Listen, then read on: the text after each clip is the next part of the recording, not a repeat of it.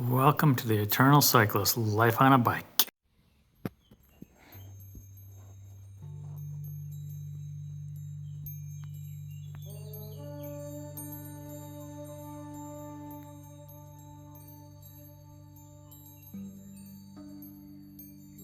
Good morning, everybody.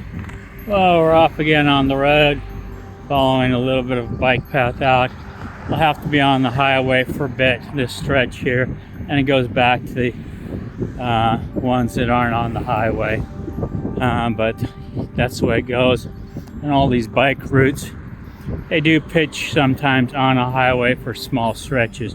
They try not to go too far on the highway, but there's sometimes just no choice. There is no secondary road that they have. So sometimes you got to look also for the bike paths aren't on one side of the road, they're on the other side of the road, or they're just non-existent. One never knows. But basically, you just do your best to get to where the thing says and get back to a bike path. That's the thing you do. Last night was good camping. Camped alongside the river near the fishing thing. She complained because there was poop around the place. Guess what? Fishermen gotta shit somewhere. The woods are there. They're gonna shit in the woods. Move to a spot where there's no shit. Okay, my rant for the morning. Time to keep riding. It's uphill now. Okay, as much as I don't like the Urvelo 6 at times, there is one good thing about it.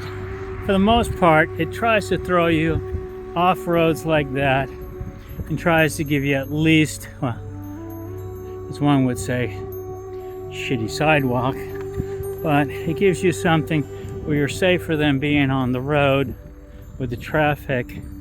But of course, the sidewalk isn't the smoothest, so some cyclists will still ride up on top on the roadway, which is allowed. It's just, of course, more dangerous than riding the sidewalk, and especially with who I'm riding with and the way they weave in and out, I'll choose to take the lesser nice bike path.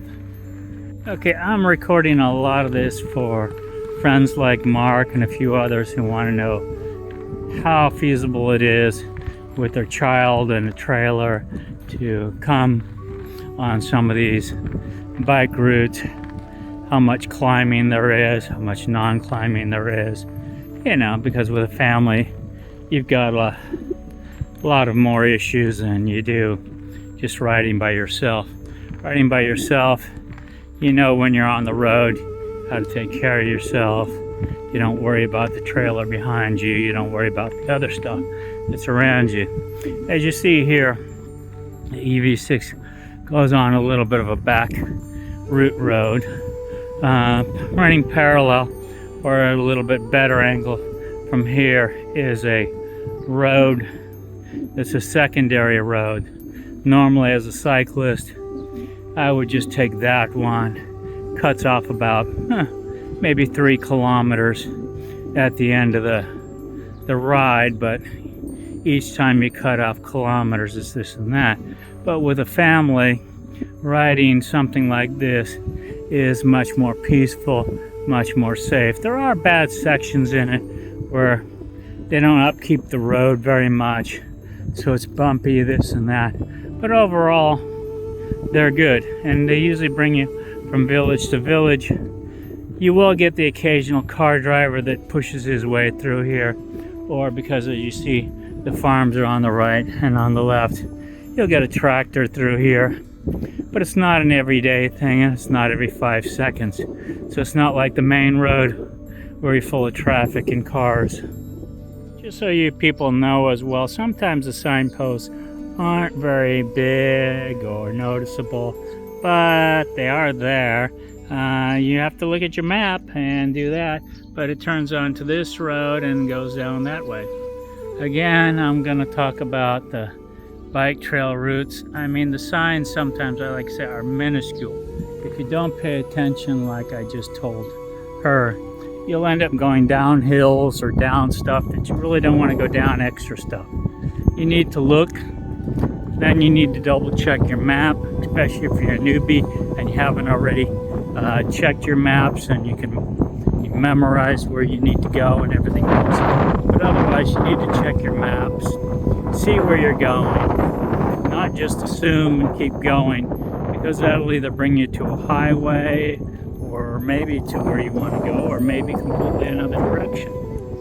You know, so always check and see what's going on. Again, she comes to the crossroads, doesn't look. What does the sign say? The sign, bicycle sign is up there, says to go this way. So you really have to, when you got a newbie, pay a lot of attention to what they do. It's one thing, you need to put them ahead of you, because that you have to ride their pace, because otherwise you lose them and you're constantly in your rearview mirror checking on them and everything else. But at the same time, they need to follow the instructions that, you know, hey, when you see the signs, look for the signs. It's one thing that you know, you're allowed to look around at the scenery. That's what it's all about, the enjoyment. But you also got to look, like I say, at a map, see where everything is, see where everything's going, and make sure you're looking then, if you know there's supposed to be a turn coming up, looking for the sign for the turn, so you know when to turn and not keep going on a road that goes to who knows where. Okay, in Europe there's a lot of these that are on the bike paths and bike trails. I call them the Russian roads. They basically came in and they either put cement slabs down. They just quickly put cement slabs down. As you see, they're broken every 5 meters, or what, 1, 2, 3, every 3 meters there's a big bump. There's a bump that you'll feel as you ride. It's just normal, because once you get out into the old former Soviet Union area, you're going to have nothing but a lot of roads like this, because that's what the Russians built. Okay, as you can see here, we've gotten back to EV6. You see in Slovakia and around this area is how they marked a lot of their bike routes. They're marked with a C. So you got to be careful, because there's sometimes so many C's cross each other, or the strips and everything else, that you got to make sure you're on the right one. Okay, we could have biked this road here, which is gravel and all that, but of course with her bike there's no way to do it. That would be the shortcut, which goes all the way across to where we were. It runs the riverbank all the way around. Instead, the route brings you, because it is rough and it is gravelly, so most cyclists won't do it, so they do run you around through the cities here and that route around, which adds a couple kilometers to the route. Then you get back to the bike trail, which will now, the bike trail just continues to go down and goes around and meets back up with the roads. Now, a little PS in that, if you look down here, a lot of times when you follow this above ridge river route, the nice thing is they've got the fishermen outlets right there where the fishing guys go. So they make little camping areas. They usually clear out a spot, which becomes a nice halfway decent camping spot for the night. If you are only making it to a spot like this and you need to find a spot to camp, it's easy to go down the ravine. There's kind of flattish spots there. Or for those with tents, you go to this side of the river side where you've got now more flat stuff, grass. You got to watch it. It is farm country, but as you see, there's plenty of places to camp around here, and nobody cares that much if you're just doing it for a night, unless they're plowing the fields that day. Okay, as you can see down there, not very clearly, but that's a fishing spot going down through there into there. This fisherman has decided to park up on the road, because the road for them to go on sometimes is quite a ways down the area, where there's a road down to the gravel road that runs below down there. If you can see it. As a bicyclist, normally we can kind of scoot down when we see one of those. You can walk down the hill straight. Going down is pretty easy. You can just kind of ride your bikes, go straight down, and go down that steep slope.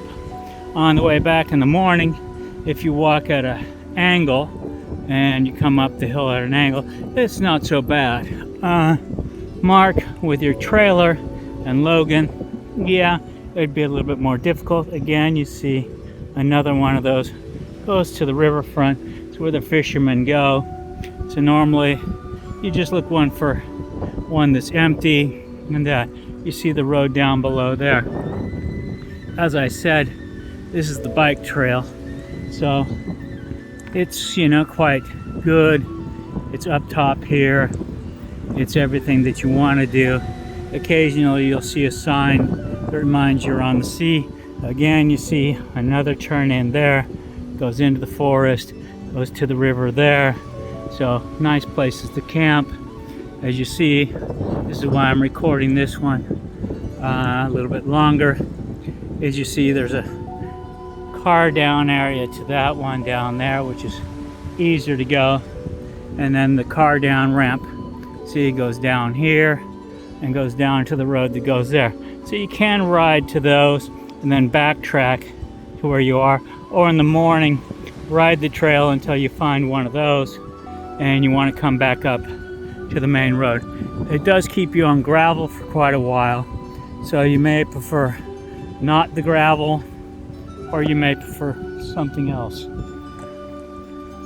Now, one thing in the summertime that does happen on these bike routes is you're going to see a lot of cyclists. There's always tons of cyclists because these are the main bike routes coming with every shape and form of bicycle. He's looking for the birds. How are the birds this morning? And so on and so forth. On these roads themselves, mostly the traffic that's on here usually, note the word usually, is just guys that are going to fishing spots. So you'll get them early morning and evening time going out to go fishing. Some guys come real early in the morning, they fish for a couple hours, then they go back into the villages and then go back to work. And then in the nighttime they do the same thing. They come out for a few hours, they fish, and then they go home. The next set of people that you'll find here a lot is, of course, how do all these fields get mowed, get cut? Yes, you're gonna find, as you've seen in my other videos, farmers driving on these, because this is what they originally were, farm roads. Then they paved them to make it bicycle friendly and car friendly and a few other things. Also, there are a few sections where this is the main route between some of the smaller villages, where you have villages that are right off these. It's just easier for them to commute in between the two villages, and it's the old village road, so you'll get cars on there. But otherwise, for the most part, no. This is pretty much empty like you see it now, except for a handful of cyclists and a car every now and then. Okay, again, along the EVU6 and some of the other biking routes and stuff, you'll find these here and there in some of the near cities and stuff like that. Usually where crossroads are and some other stuff. They normally have the local map, which will kind of give you a clue of what's around the local area as far as sites and a few other things if you want to take a jaunt onto that. But basically they're rest areas. You can camp nearby here, everything else. It's like I said, it's just the normal stuff. And you'll find them when you find them. If you want to pay for the guide, books and everything else, it's going to tell you exactly where they're all at and everything else. Some of the map apps have it, some of the map apps don't. So it's just one of those things. You just get what you get. Okay, one of the warnings once it becomes summertime, you're going to see a lot more, like down there, motorhomes and campers parked here. Fishermen have brought their stuff out because it's summer, it's nice, and they're going to, as you saw there, bring their families to these areas and they do their fishing, and then the family is allowed to walk around and do whatever. But you'll see they bring their boats, their full caravan setups and this and that. Some only come for the weekends, some set up for the entire summer. So there is no guarantee when you get here. These beautiful spots like this are going to be available for cycling. Usually you'll find this closer when you get to the cities than it is when you get deeper in. A lot don't drive all that deep in, but you're going to see all sorts of different things. An airtop pop up there, camping, and different things. So as I said, it is a beautiful route, but if you're coming when all these people are coming at the same time, they all do drive on this. And so therefore, the weekends, come Friday, come Saturday, and Sunday, even this roadway here that's so peaceful and calm right now, will have certain times of the day where all the people are driving back and forth. But like I say, for the most part, it's usually small distances because the cars don't like to drive that far in.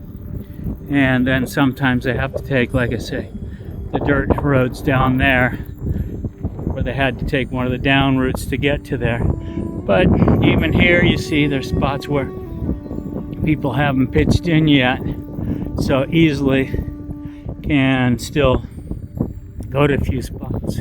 In some countries, people pay to rent these spots, so they actually have rental fee. It's a very small amount of rental fee that they pay, so therefore they've cleaned it up more than the usual thing.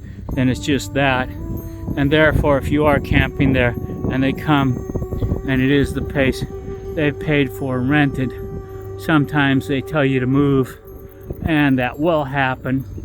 But usually if you're just a night, they don't say much and let you go. But as you see, they're all over the place in certain areas, and they've been cleaned out.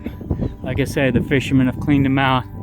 Sometimes on the map it'll call them allotments as you go and you look at the area, and it says they're allotments, so people have paid for the allotment. Other places and that one, and it just depends on the map apps you use. I use organic maps for one thing, and I use Mapsy, the Ches map, for some other stuff. I'll talk about that later, why I use both and how each one does certain things. I stopped using Mapsy, the Czech map, as my full-time go-to one because they started charging. It's only $18 a year subscription, but I can use one country at a time, which is enough for what I do. Okay, here's the sign again for the bike route. You gotta be careful sometimes. It doesn't go on the road, it goes over here. Every time she needs to drink water, she's gotta stop, get the water bottle out, get everything there. Can't ride and same time and do that one. So, and take gloves, pictures and stuff.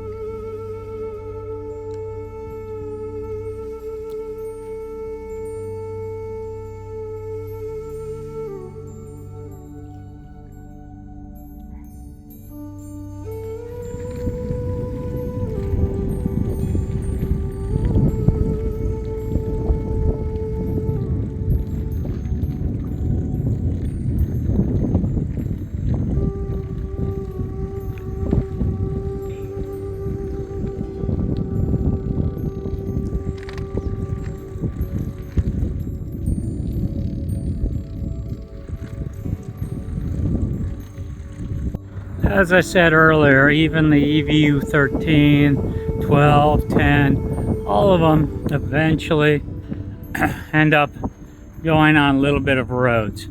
They try to go on these nice, less traveled secondary roads. Not always, in my opinion, less traveled, but supposed to be more local traffic. But at least it's not a freeway or that. But in general, yeah, this will go now through this city because this city didn't decide to leave the bike trail along the riverfront. trimmed or anything like that. So they bring you onto, like I say, the road to bring you around. Then it'll go back onto a bike trail again, just up the road. So you might have sometimes few kilometers of this. And like I said, a lot depends on whether or not they've mowed the things, how your biking is, what kind of bike you're riding. Will make a big difference on how long you stay on the trails, how many more times you go onto the roadways, which aren't bad. A true backpacker. A backpack on bike. One good thing about Europe is you look at the signs. Where does it say they're closed for a holiday today or something like that? But it's not open. So what do? Now you've got today, which is Saturday. Maybe they open Sunday. But otherwise they're closed. So supplies and drinks across the street looks like the Billa is also closed. So don't know. I always love European holidays. Across the river, but really don't feel like going across the river. And have to find out if she's got enough food or not for the day. Probably doesn't. Kind of warned her yesterday, but that's how it's gonna go. But as you see, nothing is open. You got a restaurant or two, that's about it for food. And everything else. But otherwise, I'm gonna run over here. See my little brother. See my little brother's parked there. That's my little brother. He's all in white. Little brother in white. Load up some water.